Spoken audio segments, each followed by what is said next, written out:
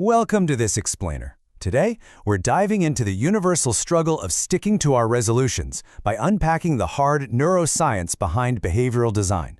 You know, if you've ever found yourself wondering why it's so incredibly hard to actually change a behavior, well, you are definitely in the right place. Let's get right into it. Okay, let's just be real for a second and ask the big question. Why do we fail? I mean, we set these goals with the utmost sincerity, right? We buy the expensive running shoes, we download the fancy language app, and we feel this massive, genuine surge of motivation. And yet, 3 weeks later, those shoes are just gathering dust in the closet. So what's actually going wrong here? Well, research shows that forming a really strong intention to achieve a goal only accounts for an average of 28% of actual success. Yeah, 28%.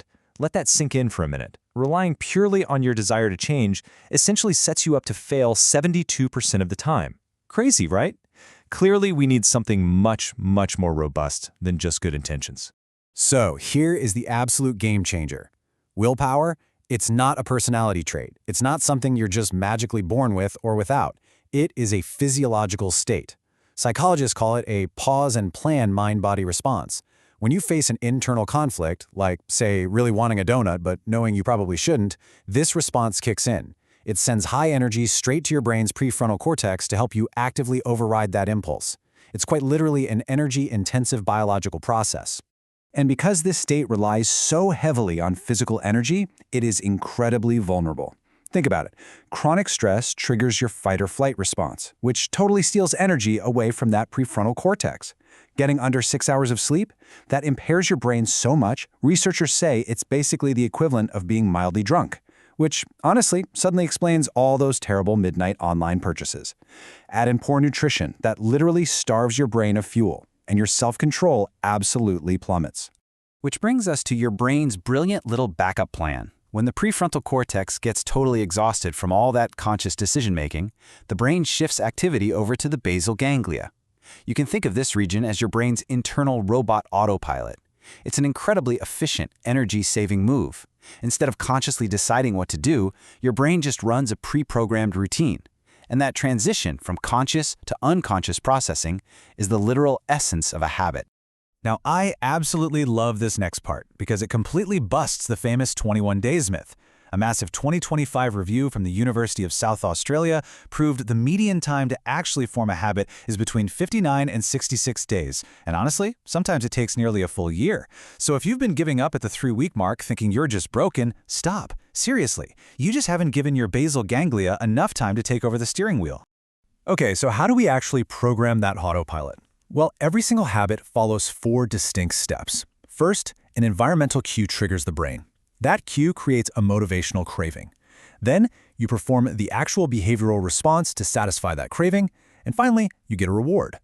That reward is crucial. It teaches your brain that this specific routine is valuable and absolutely worth repeating the next time that cue appears. And as you run through this loop again and again, something almost magical happens chemically. Dopamine, which is the brain's reward neurotransmitter, actually shifts. It stops being released when you finally get the reward and starts being released the moment you encounter the anticipatory cue. This creates a really powerful unconscious pull toward the habitual action. Your brain actually starts craving the behavior before you even do it. That's exactly why habits keep going even when your conscious motivation drops off a cliff. If we zoom way into the brain's ventral tegmental area, this whole dopamine process splits into 2 synergistic jobs handled by different neurons. Think of CARH1 neurons as the architect. They help you learn and acquire the new action. Meanwhile, the seek neurons act as the engine, sustaining your long-term motivation to keep going.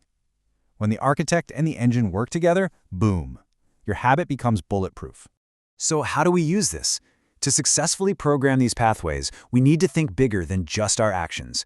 Identity researcher Dr. Maya Rodriguez found that framing your goal around a personal identity is huge. For instance, saying I am a person who exercises daily instead of I want to lose weight, that simple shift increases habit adherence by a massive 32%.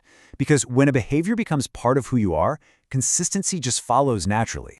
But beyond identity, we got to look at the literal mechanics of behavior. Stanford behavior scientist B.J. Fogg gives us this simple but incredibly profound equation. Behavior equals motivation, ability, and a prompt. And since we already know motivation naturally dips in waves, we really can't rely on it. Instead, we have to design our behaviors by increasing our ability, basically making the action ridiculously easy to perform, and tying it to a really strong environmental prompt or cue. And you can actually instantly boost your ability to act using what researchers call implementation intentions. Sounds fancy, but they are just simple if-then plans linking a situational cue to a goal-directed response. For example, if my alarm goes off, then I will immediately put on my running shoes. You are pre-planning your actions to create an instant habit that entirely bypasses the need for that finite, energy-draining willpower we talked about earlier. Check out this data, because it is staggering. When we map out common obstacles against evidence-based solutions, the results are wild.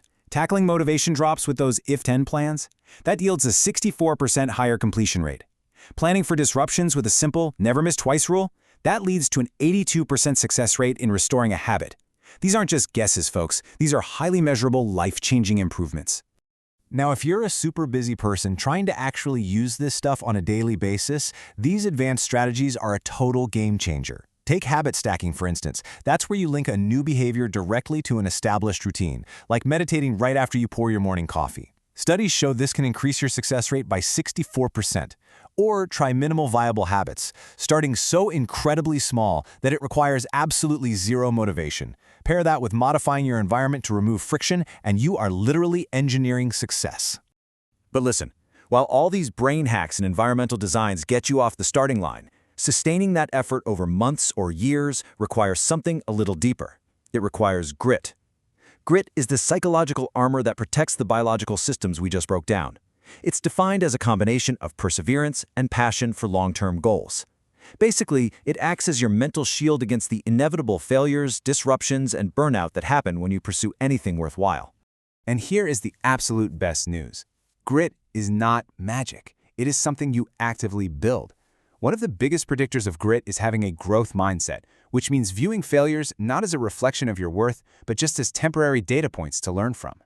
Add to that a deeper sense of meaning and some strong social accountability. Remember, habits developed in isolation are fragile, but habits supported by a community, those become virtually unbreakable. So there you have it. We've seen exactly how the brain's systems work.